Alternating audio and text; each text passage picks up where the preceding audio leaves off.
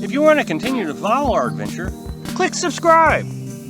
So you don't miss anything, click the bell notification. So this is the view from my truck. You know, I've said many times that you don't always get to park your camper right next to beauty. Usually you park out in the national forest somewhere and you have to drive to the beauty, if you know, the oceans or museums or whatever it is you want to go to. Well, here we got to park and I can see this view from my truck. Of course, I'm not by the truck right this second. A lot of campers there. Having a great time, enjoying the beauty. I got up early this morning so I could see the sunrise. Last night, you know, everybody says that when you come out west, there's not a lot of light pollution. So last night I came outside at 10 o'clock hoping that, you know, I'd be able to see the stars very clearly. Well, I could, as long as I was looking that way, that's south. But when you come up that way, which is north, the town is right over there. And I can see all the lights, just clear as day.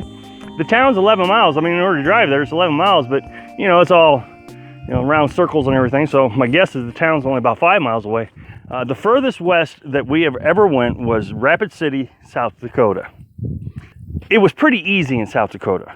It was close to resources, free water, internet was pretty good. As a matter of fact, we didn't even have the jetpack back then. We still had just AT&T. I get comments about 6 times a day, you need to go west. I've been really reluctant to go west because the research that I do about coming west just did not seem like it was going to be as easy as it is in the east, being a nomad. And I don't mean talk badly about the west. I'm just trying to point out, when I do research in Mississippi or Texas or Florida, I can find campgrounds that's got water, internet's easy to access. But every time I research coming out west, it's so difficult to find an area that you can stay at, that you can find water and internet, which is the 2 main criteria that Carolyn and I have to have.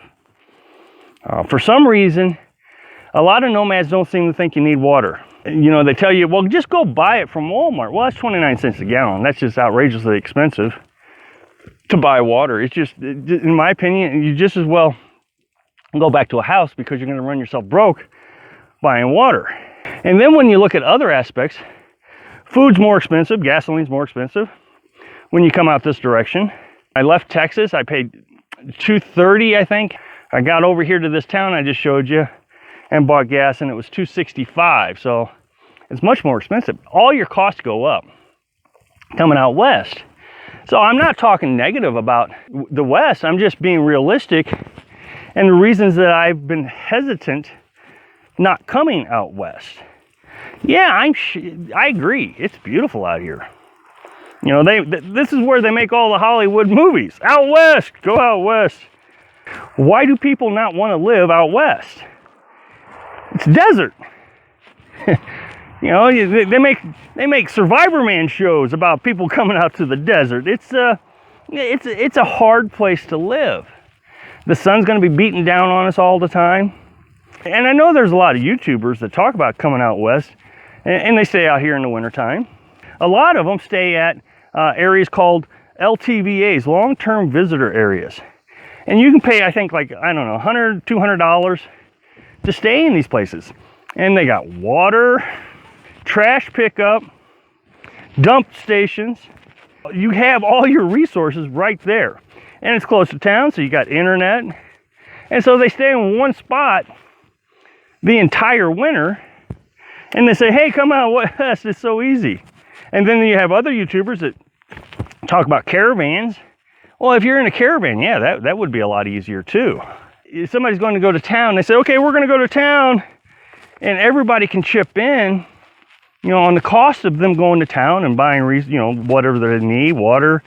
And so it's a shared effort. Well, then your cost comes down also. You know, when you're paying $2.68 for gas or whatever it is, and everybody's chipping in, your cost just went way down. You know, I just spent 2 months in Texas, going from campground to campground to campground, never worried about water, never worried about internet. Everything was real easy. Spent 1 month with free electric. And then you have the trip itself. You see so many YouTubers having issues with their transmissions. And I know why. I've said this many times. The wind can get up to 30, 40 miles an hour out here. And it's coming from the west. Of course, you're driving to the west. So you have this head-on wind. And you're carrying all this weight and you're going up a mountain. You know, we're at 6,800 feet in elevation doing 75 miles an hour. I don't have a lot of weight. I'm way underweight on my truck. I was doing 45 to 55 miles an hour yesterday. And my temperature on my transmission got up to 170 degrees. Well, it was about 168 actually. I don't like running at 170 degrees because if you get your transmission up to, 220 or something like that, 250, I forget what it is, mechanics will tell you you're going to half the life of your transmission. So if your transmission was worth 200,000 miles and you get it up to 250 degrees, now it's only worth 100,000 miles. So, you're doing 75 miles an hour pushing up against the wind with a heavy load. It's easy to get up 200, 250 degrees. This is another obstacle that you're going to have out in the west, is trying to preserve your vehicle. And then you see a lot of YouTubers will modify some portion of their vehicle. Maybe they'll put a transmission cooler on it or bigger brakes or something. And then they end up messing something else up because, again, they're overweight. They're pushing up against this hard wind. A lot of people tell me I need to put a transmission cooler on my vehicle. Well, I don't need to put a transmission cooler on my vehicle because I'm not overweight. The only time I would need a transmission cooler is if I wanted to carry lots of water long distances, because then I know my transmission would overheat. Well, if I put water in my truck with a cooler, now I'm going to have to upgrade my brakes because now I'm going to be overweight. And then I'm going to have to upgrade my tires because I'm overweight. So instead of being overweight, I just maintain my weight limit below what my truck is rated for, which is 1,400 pounds, and I don't have to worry about any of it. Coming out west, you're asking for trouble if you push your vehicle beyond what it was rated for. Thanks for watching. Click like if you like the video, and happy travels.